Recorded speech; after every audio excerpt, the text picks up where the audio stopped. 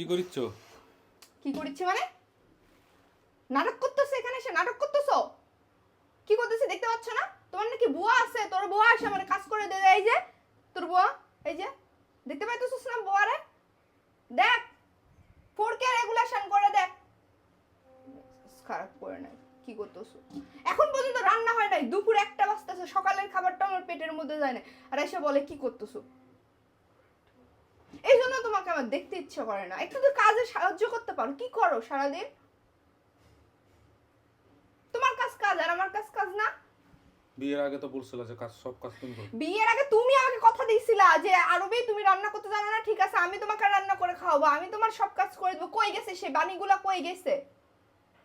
এই ছেলেদের রূপ মেয়েরা দেখে রাখো, আপুরা দেখে রাখো, এদের রূপটা চিনে রাখো। এরা যে কি পরিমাণে রূপ পাল্টাতে পারে গিরগিটির মতো, সেইটা না বিয়ের লাইফ স্যার বুঝতে পারবে না।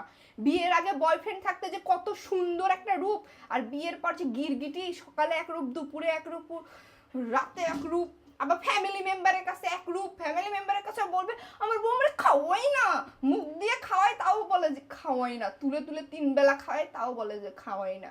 খাওয়াস না তো যা, ওদের কাছে যায় থাক। ভাই ভুল হয়েছে। কে খাইতে দেয়? সর এখান থেকে, ভালো করে বলতেছি।